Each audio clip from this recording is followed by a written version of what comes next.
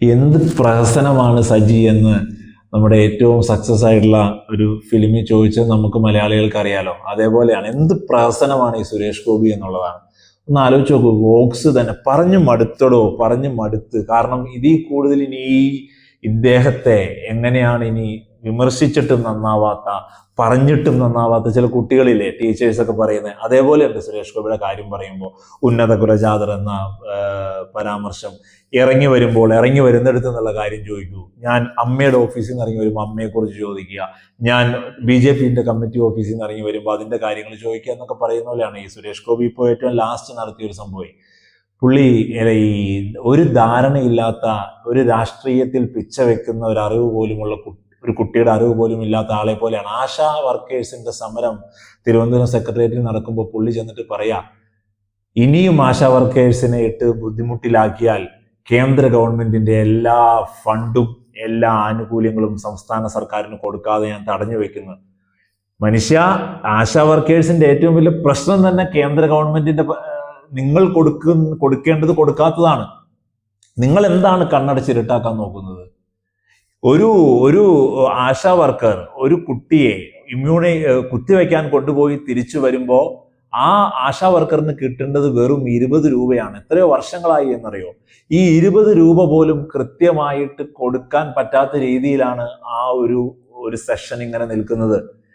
നമ്മുടെ കഴിഞ്ഞ ബഡ്ജറ്റിന്റെ സമയത്ത്, ആ ബഡ്ജറ്റില് നിങ്ങളുടെ ബഡ്ജറ്റ് വരുന്നതിന് മുമ്പ് കേരളം മുന്നോട്ട് വെച്ച 13 ആവശ്യങ്ങളിൽ ഒന്നായിരുന്നു ആശാ വർക്കേഴ്സിന്റെ ഈ 20 രൂപ വെച്ച് നിങ്ങൾ കൊടുക്കുന്നത്. അതേപോലെ നിലവിലുള്ള പെൻഡിങ് 100 കോടി രൂപയോളം വരും ആശാ വർക്കേഴ്സിന് കേന്ദ്ര ഗവൺമെന്റ് തടഞ്ഞു വെച്ചിരിക്കുന്ന ആ ഒരു കുടിശ്ശിക, ആ ഒരു എമൗണ്ട് എന്ന് പറയുന്നത് അത്രയും വരും. അത് തിരിഞ്ഞു പോലും നിങ്ങൾ നോക്കിയിട്ടില്ല. ഇവിടെ നിങ്ങൾ 100 കോടി രൂപ തടഞ്ഞു വെച്ചിട്ടും ഈ ജനുവരി വരെയുള്ള മുഴുവൻ പേയ്മെന്റുകളും സംസ്ഥാന സർക്കാർ കൊടുത്തിട്ടുണ്ട്. ഒരു സംശയമില്ല, അതിൽ നിങ്ങൾക്ക് പരിശോധിക്കാം. എന്നിട്ടും നിങ്ങൾ പറയാണ് നിങ്ങൾ കാരണമാണ് ഈ ആശാ വർക്കേഴ്സ് തെരുവിലിറങ്ങി 20 ദിവസത്തിന് പുറത്ത് സമരം ചെയ്യുന്നത്. അവരുടെ അടുത്തേക്ക് ഒരു ഹീറോ രൂപത്തിൽ വന്നിട്ട് നിങ്ങൾ പറയാണ്, ഞങ്ങളുടെ ആശാ വർക്കേഴ്സിനെ നിങ്ങൾ പ്രയാസത്തിലാക്കിയാൽ ഞങ്ങൾ ഇനി അങ്ങോട്ടുള്ള എല്ലാ ആനുകൂല്യങ്ങളും തടഞ്ഞു വെക്കുന്നത്. അറിവില്ലായ്മയാണ് നിങ്ങൾക്ക്, സാക്ഷരതയില്ല നിങ്ങൾക്ക് രാഷ്ട്രീയത്തിൽ എന്നുള്ളത് പറയാതെ വയ്യ. ഒരു കാര്യം കൂടി ഇതിനകത്ത് കൂട്ടിച്ചേർത്ത് വായിക്കണം.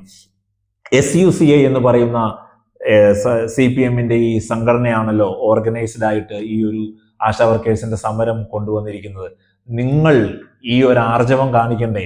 ഈ സിനിമ സ്റ്റൈലിൽ സുരേഷ് ഗോപി 1ഉം 2ഉം പ്രാവശ്യം ഇവിടെ വന്ന് ഒരു വിവരവുമില്ലാത്ത കാര്യങ്ങൾ ഇങ്ങനെ പറഞ്ഞു പോകുമ്പോൾ അതിനെതിരെ നിങ്ങളുടെ ഒരു സ്റ്റേറ്റ്മെന്റ് എങ്കിലും ഉണ്ടാകണമെന്ന് നിങ്ങൾക്കൊരു ധാരണയില്ലെന്ന് SUCIയോട് ചോദിച്ചു പോവുകയാണ്.